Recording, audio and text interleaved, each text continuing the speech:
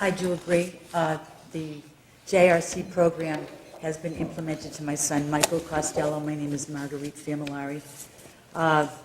You represent the Commonwealth. I represent my son.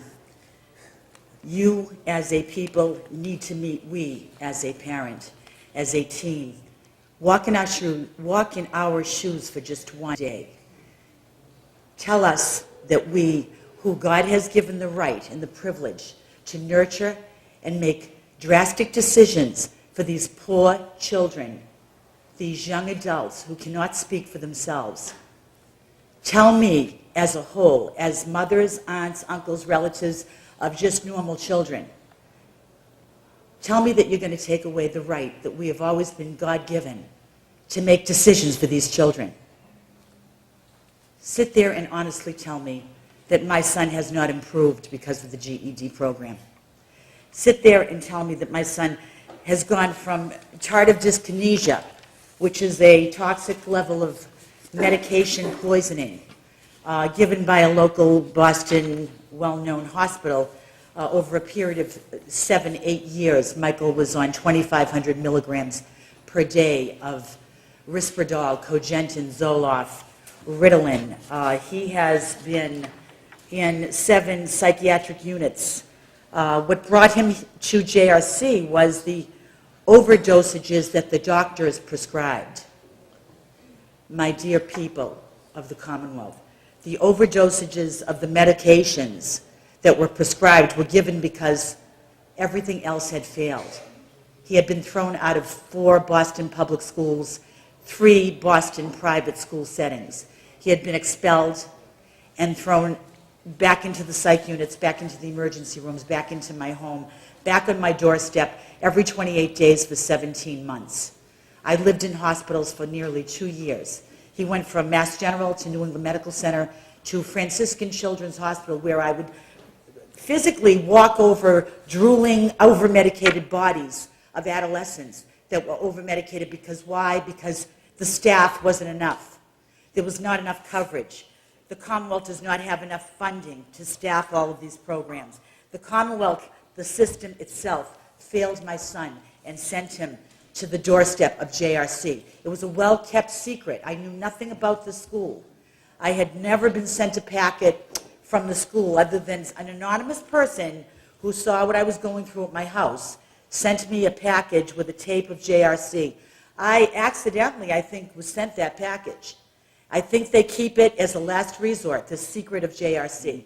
It's a resort, it's a last resort that we all are not entitled to until all else fails. And I was at I was to the wall of my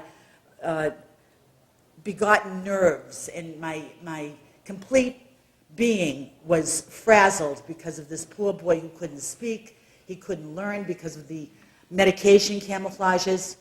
He has the intelligence of a 3-year-old at the maximum, and he's 21 years old as we speak. He has not got the ability to learn much now except to be nurtured, loved, and kept safe in within the walls of JRC. Okay, now I have been through hell. My family has been beaten by him.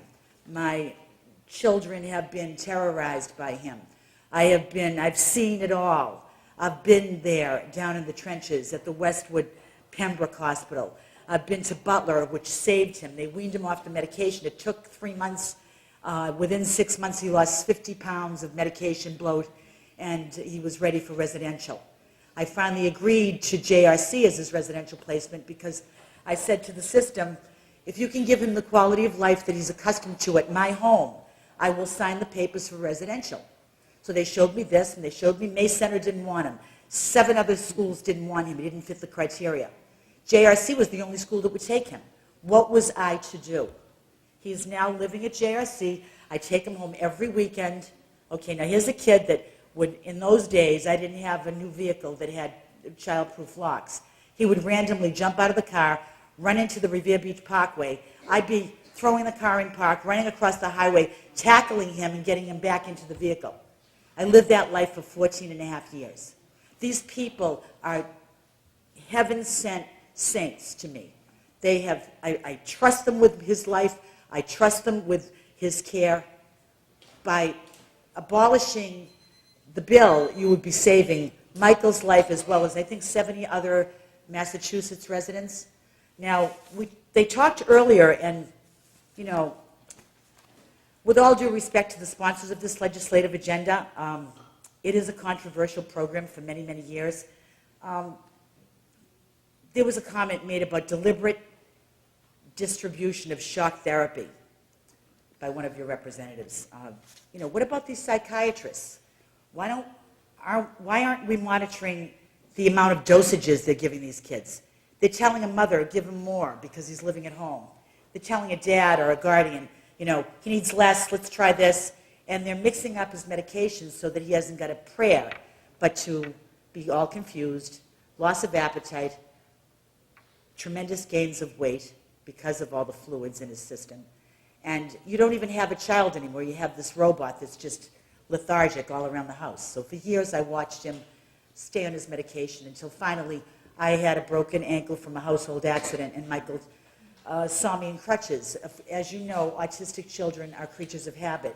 When he saw his mother with crutches under her armpits, he did not like that because I wasn't able to drive. I had a boot on my right leg, which was my accelerating leg, so I couldn't drive anywhere. And he took the crutches away, and I then just got thrown down a flight of three or four flights of steps, and I re-broke my ankle. At that point, I had a cell phone on me, and I called 911, and the police and the medics took both of us. And I never saw my son again to be living with me at the house. It was a danger. It was a danger to my family. He was a danger to himself and others. He's safe. Dr. Israel is a phenomenal man. I wish you would look up all of the drugs that he took and the side effects if you all have just a little bit of knowledge about medication. After a 20-year period, Michael would have died of kidney and liver damage, or he would have been on some kind of a resuscitator or a dialysis, because you just can't take medication for 20-plus years. Thank you. Tell me just quickly, how old is your son? 21. 21 years old. Thank you very much. You're welcome. Excuse me, I'm losing my voice a little bit, so I'll try to make it brief. Excuse me, one more. May I? I know this is not. I'd like to pass this out. It's a handout of the amounts of medication that Michael was on during the course of the time he lived at home. And I'll just have him do that. And you can have that. I just want to say something. Keep that in mind. And I know that Chairwoman Khan feels this way too. We're both mothers, and our hearts just break for you. And it has always been a guiding principle in my life, and I'm sure Representative Khan would dare live through the grace of God go I. Accidents of My favorite. accidents of birth. That's right. So My favorite. It happened to us, it happened to you. We're here with you in the moment. But Senator Kondaris, God gave us the right. Don't, please, I beseech you, don't take it away, to make the right decisions for our children. It's such a small community. We're going to take a very hard look at it. Thank you so much.